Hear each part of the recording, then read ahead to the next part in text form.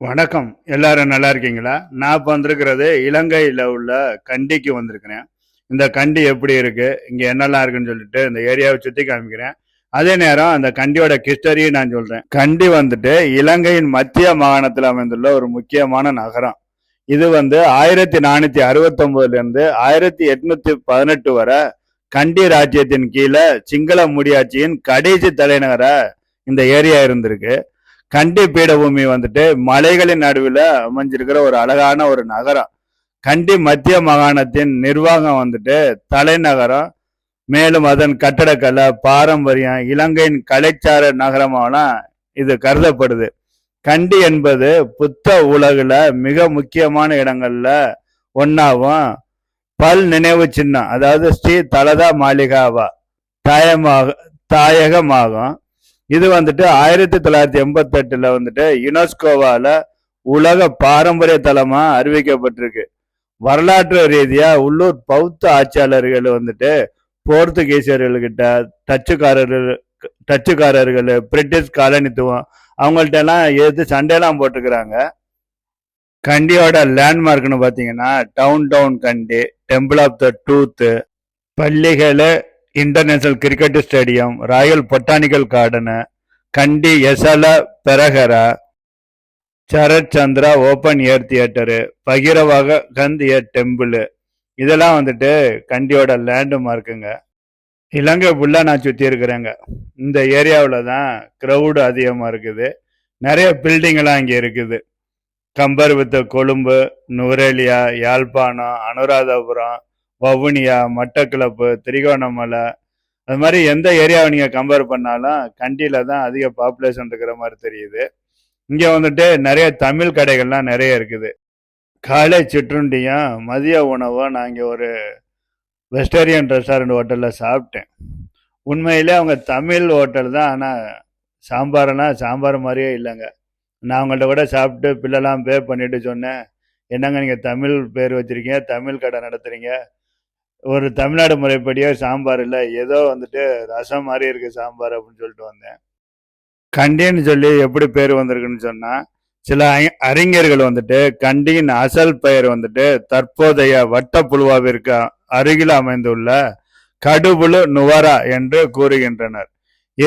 இருப்பினும் மிகவும் பிரபலமான வரலாற்று பெயர் செங்கடகல அல்லது செங்கடகலபுரா. அதிகாரப்பூர்வமாக செங்கடகல ஸ்ரீவர்தன மகா நுவரா, அதாவது வளர்ந்து வரும் பிரகாசத்தின் செங்கடகலாவின் பெரிய நகரம்னு சொல்லி பொருள் போடுங்க. பொதுவாக மகா நுவரா என்று சுருக்கப்பட்டது. நாட்டுப்புற கதைகளப்படி இந்த பெயர் பல சாத்தியமான ஆதாரங்கள்ல இருந்து வந்திருக்குன்னு சொல்றாங்க. அதாவது அருகில உள்ள ஒரு குகையில வாழ்ந்த செங்கட என்ற பெயரை கொண்ட ஒரு ஐயரோட பேரு தான் இந்த நகரத்துக்கு பெயரிடப்பட்டுன்னு சொல்றாங்க. மற்றொன்னு அந்த மாதிரி ஊர் கதைகள் எல்லாம் சொல்லுவாங்க இல்லையா, அதுல 3ஆம் விக்ரமபாகுவின் ராணி அதாவது 3ஆம் விக்ரமபாகுவின் மனைவி ராணி செங்கடகலா என்ற பெயரால, செங்கடகலா என்ற வண்ண கல்லின் பெயரால கூடுதலா செங்கடகலா என பண்டைய விஷ்ணுவின் பெயரிலிருந்து பிறந்ததுன்னு சொல்றாங்க. அவர் செங்கடனா என்ன சொல்லி இருக்கிறாங்க. அதனாலதான் இந்த ஊருக்கு பேரு கண்டின்னு பேர் வந்திருக்குது. இந்த ஏரியா கடல் மட்டத்திலிருந்து 1600 அடி உயரத்துல இது இருக்குது. இங்க மனிதர்களால உருவாக்கப்பட்ட ஒரு பெரிய ஏரியை இந்த கண்டி நகரத்துல ஓடுது. இலங்கையில காடுகள் நிறைந்த ஒரே ஒரு நகரம்னா அது இந்த கண்டி தான். கண்டியில இல்லாத எதுவுமே இல்லைங்க. நிறைய ரெஸ்டாரண்ட்ஸு, லைப்ரரி, ஹோட்டல்ஸு, நிறைய ஷாப்பிங் மாலு, ஷாப்பிங் கடைகள் எல்லாமே இங்கே இருக்குது. அதே மாதிரி காலேஜ்லாம் பார்த்தீங்கன்னா Dharmaraja college, girls high school Kandy, அது மாதிரி நிறைய இங்கே காலேஜு ஸ்கூலு நிறைய இருக்குங்க. இங்கே நல்ல கிரிக்கெட் ஸ்டேடியம்லாம் இங்கே இருக்குது. இங்கே நிறைய ஃபாரினர்ஸ் தான் டூரிஸ்ட் இங்கே வர்றாங்க. ஏன்னா 18 டிகிரி, அதாவது 18 டிகிரி நார்மலான ஒரு டெம்பரேச்சர் தான் அந்த சிட்டியில் எப்போதுமே இருக்கும். இது வந்துட்டு ஒரு மலைகளுக்கு நடுவில் இருக்கிறனால நல்ல ஒரு அழகான ஒரு நல்ல நகரம் அது. அதனால பார்த்தீங்கன்னா 80% இங்கே வந்துட்டு ஃபாரினர்ஸ் நம்ம பார்க்கலாம். பப்ளிக்கு லோக்கல் மக்களை விட நம்ம வந்துட்டு வெளிநாட்டு மக்கள் நிறையா பார்க்கலாம். அந்த இடத்துல பாருங்கள் நிறைய இங்கிலீஷ்காரங்கெல்லாம் நிறையா நிற்கிறாங்க. ஆனால் ஒரு அழகான ஒரு நகரம், ஆனால் ரொம்ப பிஸியாக இருக்குது. நான் வந்துட்டு ஒரு 30 வருஷம் முன்னாடி இந்த ஏரியாவுக்கு வந்திருக்கும் போது இருந்த மாதிரி தான் இப்போ அந்த பில்டிங்கெல்லாம் இருக்குது. ஒன்றும் புது பில்டிங் புது காம்ப்ளெக்ஸ்லாம் வந்த மாதிரி தெரியல. ஆனால் பழமை மாறாமல் அழகான ஒரு ஏரியாவாக இது இருக்குது. பாருங்கள் எவ்வளோ அழகாக அந்த ஏரியா பிஸியாக இருக்குன்னு பாருங்கள். இங்கே வந்துட்டு எதுக்குமே நீங்கள் இல்லைன்னு சொல்ல முடியாது. விலைவாசியெல்லாம் ஒன்றும் பெருசாக தெரியல. நான் வந்துட்டு இலங்கை ஃபுல்லாக சுற்றும் போது அங்கெல்லாம் எப்படி விலைவாசி இருந்துச்சோ அது மாதிரி தான் இங்கேயும் விலைவாசி இருக்குது. என்ன ஒன்று இங்கேருந்து நீங்கள் போகும்போது அது கொழும்புக்கு போனாலும் சரி வேறு எந்த ஏரியாவுக்கு போனாலும் சரி ஒரு லிமிட்டட் டயத்தில் தான் பஸ் இருக்குது. அதனால் இப்போ நான் நுவரேலியா போகிறேன். போகிறதுக்கு முன்னாடி இந்த ஏரியாவில் நான் உங்களுக்கு சுற்றி காமிச்சிக்கிட்டு இருக்கிறேன். எனக்கு ஒரு ஆசை, இங்கே ஒரு பஸ் பிடிச்சி கண்டியிலேருந்து நுவரேலியா போகும்போது அந்த ரோடில் என்னெல்லாம் இருக்குன்னு சொல்லி காமிக்கணும்னு சொல்லி ஒரு ஆசை இருக்குது. அதுக்கு ஒரு வாய்ப்பு கிடைக்குதா என்னன்னு தெரியல. ஏரியா பாருங்கள் எவ்வளோ அழகான ஒரு ஏரியாவாக இருக்குது. இங்கே ஒரு புத்த டெம்பிள் இருக்குது. அந்த டெம்பிளில் போயிட்டு கடவுளை வணங்குவோம். அதே மாதிரி இங்கே உள்ள தலதா மாளிகை அதை வந்துட்டு ஒரு தனி வீடியோவாக நான் உங்களுக்கு தர்றேன், அதோட கிருஷ்ணரியோடு சேர்த்து. இந்த பாரு நான் சொன்னேன்ல மிகப்பெரிய ஒரு ஏரி ஓடுதுன்னு சொல்லி, அந்த ஏரிக்கரை ஓரத்தில் தான் இந்த கோவிலெல்லாம் இருக்குது. இந்த மெயின் சிட்டி அந்த லெஃப்ட் சைடு தெரிகிறது பாருங்க, அதுதான் பெரிய ஒரு கண்டி ஏரி. அது மனிதர்களால் உருவாக்கப்பட்டது. நல்ல அழகான ஒரு ஏரி அது. என்னோட டூர் பிளானில் கண்டி சிட்டி சென்டரும் ஒரு பிளான் இருந்துச்சு. ஆனால் டைம் இல்லாதனால நான் அந்த ஏரியா போக முடியலை. அது அந்த ஷாப்பிங் காம்ப்ளெக்ஸ் வந்துட்டு 2005 ஓப்பன் பண்ணியிருக்கிறாங்க. மறுபடியும் நான் ஸ்ரீலங்கா வந்தேன்னா அந்த கண்டி சிட்டி சென்டர் உள்ளே போயிட்டு அந்த ஏரியா எப்படி இருக்குன்னு பார்ப்போம். கண்டியில் பார்த்தீங்கன்னா முக்கியமான பேங்கெல்லாம் அங்கே இருக்குது. அதே மாதிரி சூப்பர் மார்க்கெட் இருக்குது. மாடர்ன் ரெஸ்டாரண்ட், அதாவது லேட்டஸ்ட் டைப் ரெஸ்டாரண்ட் எல்லாம் இங்கே இருக்குது. அதே மாதிரி cinema complex, food court, leading book shop, பூக்கடைகள், அதே மாதிரி ஆயுர்வேதிக் கடைகள், 5 லெவல் கார் பார்க்கு, அது மாதிரி இங்கே நிறைய கண்டியில் ஃபெசிலிட்டிஸ் இருக்குங்க. கண்டியில் என்ஜாய் பண்ணுறதுக்கு உங்களுக்கு நேரம் பத்தாது. நீங்கள்லாம் கண்டிக்கு பிளான் பண்ணி வந்தீங்கன்னா அட்லீஸ்ட் ஒரு 2 நாள் பிளான் பண்ணுங்க. அதுக்கப்புறம் இங்கேருந்து நுவரேலியா நீங்கள் போகலாம். ஆனால் ஒரு நாள் டூரு பிளான் பண்ணிங்கன்னா உங்களால் கண்டியை ஃபுல்லாக கவர் பண்ண முடியாது, சுற்றி பார்க்க முடியாது. 1984 கண்டியை வந்துட்டு பேஸ் பண்ணி ஒரு சினிமாவை எடுத்திருக்கிறாங்க.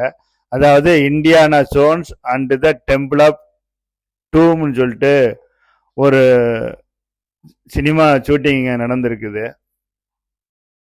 கண்டியோட நியர்பை ஏரியான்னு சொன்னீங்கன்னா அகூரானா, அம்பிட்டியா நார்த்து, அம்பிட்டியா சவுத்து, அன்னிவட்ட, அருப்போலஸ் ஈஸ்ட்டு, அஸ்கிரியா, பகிரவகண்ட, பொகம்பர, பொகவத்த, பொவல, புவேலிக்கட, டங்கோலா, தெனியன் வேல, ಎಡಮೊರಗ ದವತ್ತ ಕಾಲನಿ, ಕನ್ನರುವ ವೆಸ್ಟ್, ಕಿಲಿಯೋಯ, ಕಂಬೋಳ, ಕಿನಹಮ, ಕದುಗಸ್ತೋಡ, ಕಟುಗಲೆ, ಕೊಸ್ಕಪಿಟಿಯ, ಕೊಡುಗೋಟೆಲ್ಲ, ಲೀವೆಲ್ಲ, ಮಡವಲ, ಮಗಯಾವ, ಮಾಲ್ವಟ್ಟ, ಮಭವನ ವಧುರ, ಮವಿಲ್ಮಡ, ಮಿನಿಕುಂಬುರ, ಮಲ್ಹಂಬೋಳ, ನವ ಎಲದೆನ, ನಿಟ್ಟವೆಲ, நுவர தொணவல, பேரதனியா, பொல்கொல்ல, சியாப்பலப்பெட்டியா, இது மாதிரி நிறைய ஏரியா இருக்குங்க இந்த ஏரியாவை சுற்றி. அங்கெல்லாம் நீங்கள் வந்துட்டு ஆட்டோ பிடிச்சி போக முடியும், பஸ் வசதியும் இருக்குது. கண்டியில் பாப்புலேஷன் பார்த்தீங்கன்னா ஃபர்ஸ்ட் வந்துட்டு சிங்களீஸ் வந்துட்டு 74% இருக்கிறாங்க. ஸ்ரீலங்கன் மூர்ஸ்ன்னு சொல்லி ஒரு குரூப் இருக்கிறாங்க, அவங்க வந்துட்டு 10.9% இருக்கிறாங்க. ஸ்ரீலங்கன் தமிழ் வந்துட்டு 9.59% இருக்கிறாங்க. இந்தியன் தமிழ் வந்துட்டு 3.53% இருக்கிறாங்க. அதர் பீப்புள் வந்துட்டு 1.43% இருக்கிறாங்க. அது மாதிரி இங்கே வந்துட்டு எல்லா மக்களுமே ஒரு அந்யோன்யமாக வாழ்கிற ஒரு இடம் அது. இங்கே வந்துட்டு ஹாஸ்பிட்டல்லாம் இருக்குது. அதாவது டீச்சிங் ஹாஸ்பிட்டல் பேரதனியா. இது வந்து ரொம்ப ஒரு இம்பார்ட்டண்ட்டான பிரைம் டெரிட்டரி கேர் ஹாஸ்பிட்டல்னு சொல்கிறாங்க. இது எங்கே இருக்குன்னு சொன்னால் A1 ஹைவே பக்கத்தில் கண்டியில இருந்து கொழும்பு போகிற ரோட்டில் நியர் ராயல் பொட்டானிக்கல் கார்டன் பேரதனியா பக்கத்தில் இருக்குன்னு சொல்கிறாங்க. இந்த இடத்துல நிறைய கடைகள்லாம் இருக்குது பாருங்கள். இது ஒரு ஷாப்பிங் மாலு பாருங்க. எல்லா விதவிதமான கடைகள்லாம் இங்கே இருக்குது. நம்ம இந்தியன் பிராண்டு பேட்டா ஷூவோட ஒரு ஷோரூம் இங்கே வச்சிருக்கிறாங்க. இங்கே பாருங்க நிறைய பேக்கரிஸ் எல்லாம் இங்கே இருக்குது. நிறைய துணி கடையெல்லாம் நம்ம ஊர் பர்மா பசார் மாதிரி ரோட்டில் துணி விற்பாங்க இல்லையா, அது மாதிரிலாம் இங்கே கண்டியில் வந்துட்டு நீங்கள் ரோட்டில் பேரம் பேசி பொருளெல்லாம் வாங்க முடியும். எல்லா விதமான பொருளுமே இங்கே ரோட்டில் கிடைக்குது. நீங்கள் பேரம் பேசுனீங்கன்னா நீங்கள் கேட்குற விலைக்கு அந்த பொருள்லாம் கிடைக்கும். இந்த கண்டிக்கு 2 சிஸ்டர் சிட்டி இருக்குன்னு சொல்கிறாங்க. அந்த சிட்டி வந்துட்டு எங்கே இருக்குன்னு சொன்னீங்கன்னா தாய்லாந்து, அங்கே வந்துட்டு அயோத்தியான்னு ஒரு ஏரியா இருக்குது. 2வது சைனாவில் வந்துட்டு செங்குடுன்னு ஒரு ஏரியா இருக்குது. நான் இப்போ பார்த்தீங்கன்னா நான் மெயின் ஏரியாவில் நிற்கிறேன் இப்போ கண்டியில். இந்த இடத்துல இருந்து நீங்கள் கொஞ்சம் தூரம் நடந்து போனீங்கன்னா கண்டி பஸ் ஸ்டாண்டு வரும். நான் நுரேலியா போகிறதுக்கு அங்கே நடந்து போய்கிட்டு இருக்கிறேன். இந்த பாருங்க, இது ஒரு லோக்கல் பஸ் ஸ்டாண்டு. ஆனால் வந்துட்டு இங்கேருந்து நுரேலியா போக முடியாது. இங்கே வந்து கேட்டேன், வேற ஒரு பஸ் ஸ்டாண்டு கை காமிச்சாங்க. நான் இப்போ அங்கே நடந்து போய்கிட்டு இருக்கிறேன். இதெல்லாம் வந்துட்டு லோக்கல் பஸ்ஸுங்க. நீங்கள் இப்போ கண்டியை சுற்றி எங்கேயாவது போனால் அந்த இடத்துலலாம் எல்லா விதமான பஸ்ஸும் நிற்கிது. நீங்கள் எல்லாம் ஏறி போக முடியும். ரொம்ப சூப்பரான ஒரு ஏரியாவாக இருக்குது பாருங்கள். இது வந்து பிஸியான ஒரு மெயின் ஜங்ஷன் நினைக்கிறேன். இது இங்கே உள்ள மக்கள்லாம் வந்துட்டு ரூல்ஸை ஃபாலோ பண்ணுறாங்க. எல்லா சிக்னல்லையும் வண்டி கரெக்டாக நின்று தான் போகுது. யாரும் சிக்னலை கிராஸ் பண்ணி ரெட் சிக்னல் எல்லாம் போன மாதிரி தெரியலை. நானும் அதெல்லாம் ரொம்ப நோட் பண்ணி பார்த்தேன். எல்லாம் கரெக்டாக சிக்னலில் நின்று தான் போகிறாங்க. அதனால் ரூல்ஸ் அண்ட் ரெகுலேஷனை கரெக்டாக ஃபாலோ பண்ணுறதே ஒரு பெரிய விஷயந்தான் அது இல்லையா. இந்த இடத்துலலாம் பாருங்கள் பிஸியாக இருக்குது. நான் இப்போ நுரேலியா போகிறதுக்கு பஸ்ஸு தேடுறேன். நம்ம ஒரு மாதிரி நுரேலியான்னு கத்துறாங்களா இல்லை நம்ம தான் போய்ட்டு ஒவ்வொன்றா கேட்கணுமான்னு தெரியல. ஆனால் இங்கே வந்துட்டு ஒரு வெளிநாட்டில் இருக்கிற ஃபீலிங்காகவே இல்லைங்க. எங்கே போனாலுமே தமிழ் பேசினாலே போதும். நமக்கு இங்கிலீஷ் பேசணும், சிங்களம் பேசணும்லாம் தேவையில்லை. ஏன்னா சிங்கள மக்களே வந்துட்டு தமிழ் பேசுகிறாங்க. அதனால் நீங்கள் பார்த்தீங்கன்னா ஒரு தமிழ்நாட்டில் இருக்கிற மாதிரி தான் ஒரு ஃபீலிங்கு. இங்கே உள்ள கிளைமேட்டாக இருக்கட்டும், இங்கே உள்ள அட்மாஸ்பியராக இருக்கட்டும், மக்களாக இருக்கட்டும். என்ன ஒன்று, ட்ரெஸ்ஸு தான் கொஞ்சம் டிஃப்ரென்ஸு. ஏன்னா இலங்கை மக்களோட ட்ரெஸ்ஸும் நம்ம மக்களோட ட்ரெஸ்ஸும் கொஞ்சம் வித்தியாசமாக இருக்கும். மற்றபடி பார்த்தீங்கன்னா நம்மளோட கலரும் சரி, அவங்க கலரும் சரி, எல்லாம் ஒன்று தான். அவங்க பேசுகிற தமிழுக்கும் நம்ம பேசுகிற தமிழுக்கும் ஒரு சின்ன டிஃப்ரென்ஸ் இருக்குது. அதனால் நமக்கு வேற ஒரு வித்தியாசம் தெரியலைங்க. இலங்கை தமிழர்கள் சில பேர் வந்துட்டு என்னை ரோட்டில் பார்த்துட்டு என்ன இந்தியாவிலேருந்து வந்திருக்கீங்களா, தமிழ்நாடா அப்படின்லாம் கேட்டு பேசினாங்க. அவங்கள்ட்ட ஒரு சில பேர் என்கிட்ட கேட்டாங்க, நீங்கள் நான் தமிழர் சீமானை பார்த்துருக்கீங்களா, அவர்கிட்டலாம் பேசிருக்கீங்களா அப்படின்லாம் கேட்டாங்க. எனக்கு ரொம்ப ஒரு ஆச்சரியமாக இருந்துச்சு அவரை கேட்டது. அவருக்கும் இங்கெல்லாம் வந்துட்டு சில மக்கள் ஃபாலோவர்ஸ் இருக்கிறாங்க. அதை கேட்டதும் ஒரு சந்தோஷமாகவும் இருந்துச்சு. நீங்கள் வந்துட்டு இந்த வீடியோ பார்க்குற யாராவது இலங்கைக்கு டூர் வந்தீங்கன்னா நீங்கள் வந்துட்டு கண்டிக்கு வர்றதுக்கு வந்துட்டு ட்ரெயின் வசதி இருக்குது, பஸ் வசதி இருக்குது. அதே மாதிரி நீங்கள் ப்ரைவேட் டாக்ஸி பிடிச்சலாம் நீங்கள் கொழும்புக்குலேருந்து கண்டிக்கு வர முடியும். நுவரேலியாவில் இருந்துட்டு கண்டிக்கு வர முடியும். யாழ்ப்பாணத்துலேருந்து அனுராதபுரத்துலேருந்துலாம் நீங்கள் கண்டிக்கு வர முடியும். அதனால் கண்டிக்கு வர்றது வந்துட்டு ரொம்ப ஈஸி தாங்க, ரொம்ப கஷ்டமெல்லாம் கிடையாது. நல்ல ஒரு அழகான ஒரு நகரம். நீங்கள் வந்துட்டு ஒரு ஹனிமூன் வர்றதுக்கும் ஒரு நல்ல நகரம் இது கண்டி. இங்கே வந்துட்டு நிறைய ஹோட்டல்ஸ் எல்லாம் இருக்குது. ஸ்டே பண்ணுறதுலாம் ஒரு பிரச்சனையே இருக்காது. நான் வந்துட்டு இந்த வீடியோவில் கண்டியை வந்துட்டு கம்ப்ளீட்டாக சுற்றி காமிச்சிருக்கிறேங்க. இந்த கண்டியோட ஹிஸ்டரியும் நான் சொல்லியிருக்கிறேன். உங்களுக்கு இந்த வீடியோ பிடிச்சிருக்கும்னு நினைக்கிறேன். பிடிச்சிருந்தா கண்டிப்பாக ஷேர் பண்ணுங்கள், லைக் பண்ணுங்கள், சப்ஸ்கிரைப் பண்ணுங்கள். நான் இப்போ வந்துட்டு பஸ் ஸ்டாண்டு வந்துட்டேங்க. நியர்பை பஸ் ஸ்டாண்டு தான். இப்போ வந்துட்டு நுரேலியா போக போகிறேன். இந்த ரவுண்டப்லேருந்து கொஞ்சம் தூரம் நடக்கிற தூரத்தில் தான் அந்த பஸ் ஸ்டாண்டு இருக்குது. அந்த பஸ்ஸு வந்துட்டு எத்தனை மணிக்கு என்னன்னு சொல்லி அங்கே போனால் தான் தெரியும்.